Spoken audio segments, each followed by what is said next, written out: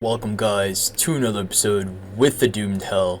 Today I'm very pumped to show you guys a very excellent tutorial on core unlocking your GCN GPU. Now a while back I have tested this on my R9 290 Tri-X, which I turned it into a 290X fully, and I did test it on my R9 Fury right when I bought it, my Fury Strix. And it is a proven technique. It will give you some FPS. I saw almost a 30% FPS game on Unigine Heaven 1440p, not just 10K, 1080p, but actually 1440p, which was excellent. And I was really happy to see that. So I'd like to share this with you guys. And effectively, if you don't know about what it is, basically AMD graphics cards for a really long time have been using the same die for multiple chips. Nvidia does this as well with, for instance, their RTX 2060 and their 2080. They use the same die for both. And what they basically do is they take the dies that were not printed right, and they basically try to recover what they can on the die. And they cut out the parts that are not recoverable, the cores that are not recoverable. And so it makes basically a new chip. And AMD was pretty much king at doing that for entire generations, such as the HD 7930, the HD 7950, and the HD 7970.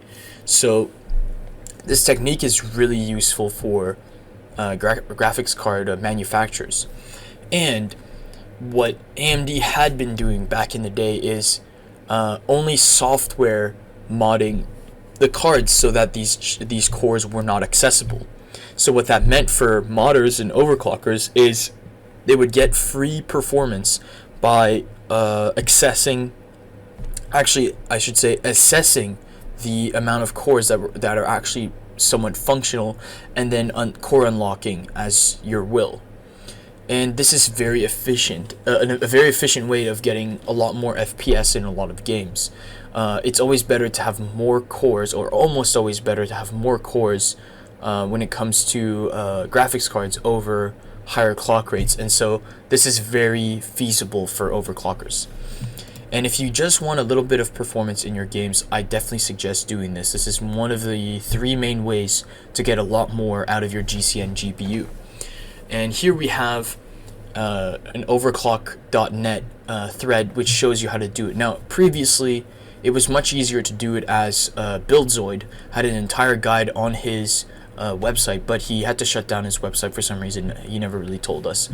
But this should be feasible enough. I haven't gone through the whole thing yet, but I did go through the first step, which is to assess if you have the right cores. So looking through here, we're going to download what's called Core Unlock Info V1.6, which is the newest version. I have used 1.6, it works great.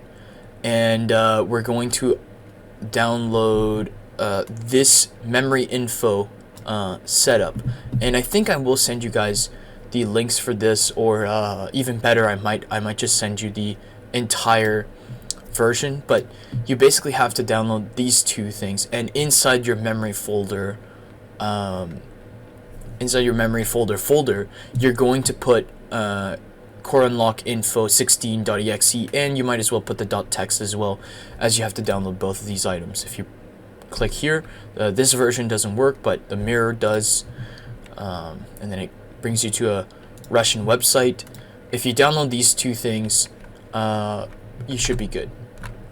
So once we have that, the next step is to basically start it back up.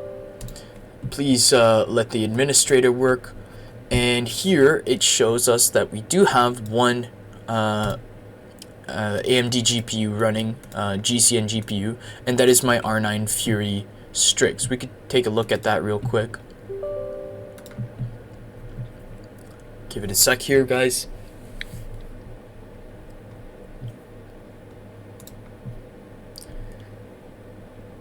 So this is the graphics card I have right now. It's not overclocked or anything. And as you can see, it did detect it. It has an ID, all these kinds of things. Memory configuration isn't used, which is fine. VG class chip with 16 compute units per shader engine. This is normal. And here you basically have layers of the die.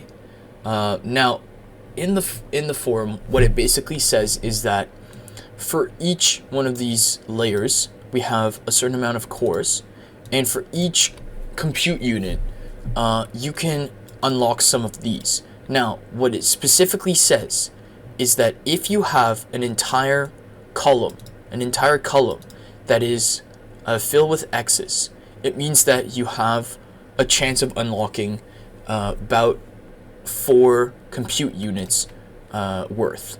If you have 2 columns that are entirely full of X's, you have the entire 64 CU's potential to unlock. And so this is excellent. Now, I kind of know what my result is going to be. I might be doing an advanced tutorial to unlock further cores, like let's say specific amounts of compute units instead of an entire 16. But effectively, as you can see, I have a potential of unlocking all 64 CUs. And this is possible because I picked a R9 Fury Strix card. Only the Strix cards were really able to get all 64 units. Some people reported that their Tri-X cards, not the Nitro cards, the Tri-X cards can also do this. The Nitro cards, that's when they started hard locking these cores, basically lasering out the cores instead of doing it through the software. So make sure you get a Tri-X graphics card if you can. If you can get a Strix, that's your best bet. I know a guy who got 3 Strix cards, and he was able to unlock all of their cores, or almost all of them. So when he was running some of his Blender tasks or other workstation tasks, he was really doing a lot of effort. Now, this part is normal. As you can see, hardware locks is 8. When they say hardware lock, what they actually mean is basically a BIOS lock. So it is technically a software lock. The software lock, as you can see, this is, from my knowledge, this is a driver lock. So if you say had a RX 5700, from what I heard, or say you had a HD 6000 card, the easy way to do it is to simply change your driver, and it should unlock some cores. So this is the difference between software lock and hardware lock. With GCN cards, you're only going to be able to do it with hardware locks. With some of the Terascale cards, some of the later Terascale cards, and I think, from what I remember, RDNA 1.0 cards, the software locks are what you need to do. Now let's go through part 2, which is actually installing these drivers. So next up, you want to get ATI Flash, and you want to get a newer version than 2.7, I believe. So this is 3.2, that should do. And we're just gonna take it wherever the fuck we can get it. And then we also need Asus GPU Tweak 2. And it specifically says here that we want to just use the where does it say? Yeah, we just want to use the .exe. We don't want to use the GUI variant for ATI Flash. Let me just fix up this stuff here.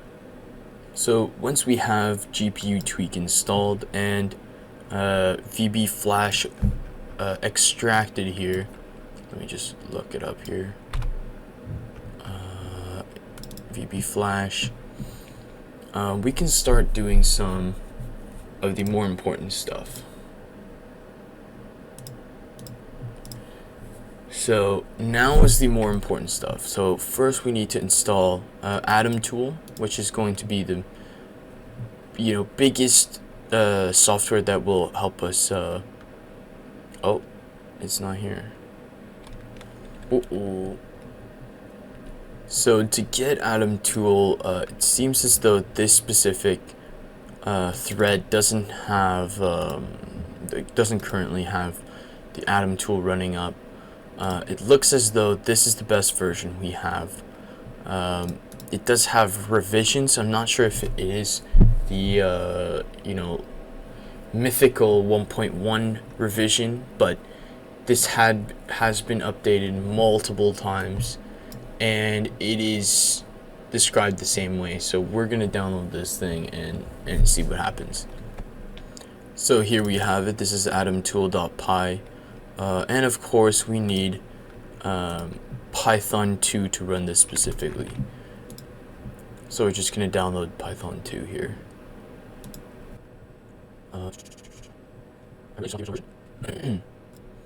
Just hit here.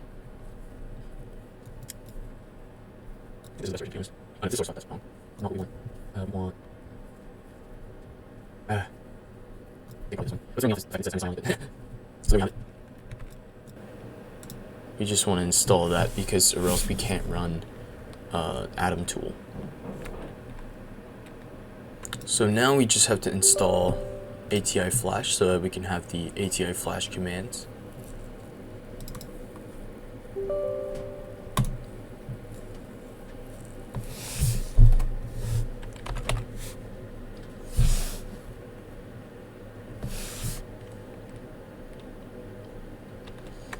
So here you go. I just had to use the installer here. And now that it is installed, we can check going into the program files and finding AMD. Oh, that's strange. So now that we have VB Flash installed, we do need to make a BIOS, a backup of our BIOSes, because if we do lose this, it could be very crucial to our computer. So we're gonna do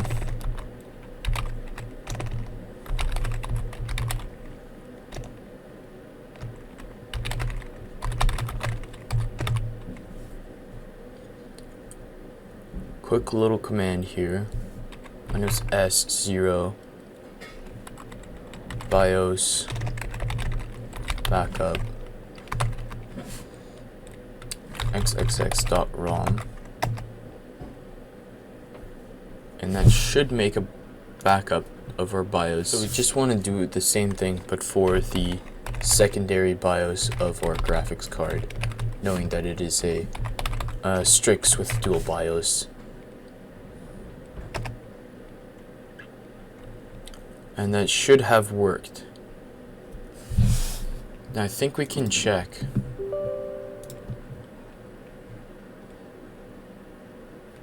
Oops, wrong thing. I think we can check by going into VB Flash and looking at it's acting up on us, eh? Here you go, let's see what it says here.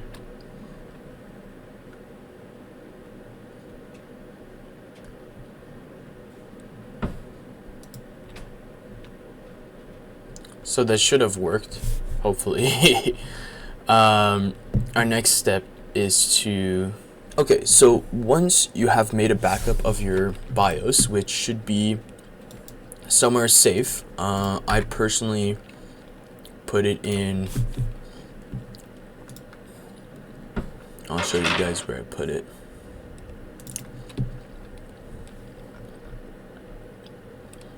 GPU BIOS copy. I put my BIOS in here just so that I don't get it, if it does corrupt during this feature, I won't lose it entirely. So the next step I need to do is make roms .bat bios.rom. Oh wait, make roms.bat bios.rom. So we have make roms.bat, but one thing I forgot to do is take the copy, it, and paste it into Atom Tool. From what I remember, now I can.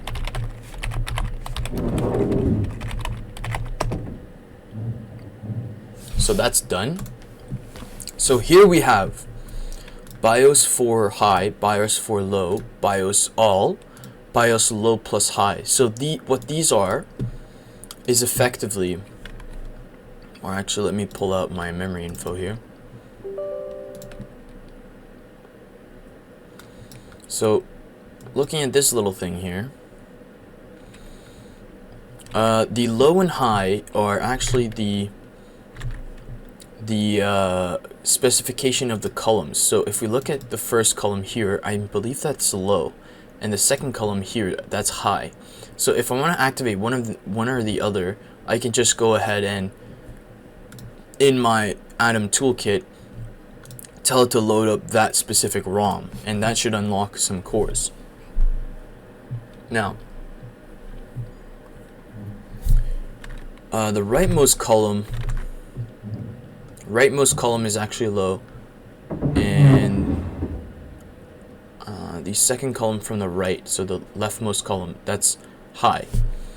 So if I unlock either one of these, it's 4 times 16, I get 64 more cores, so I would unlock to 3840, or I would get 64 times 4 more cores.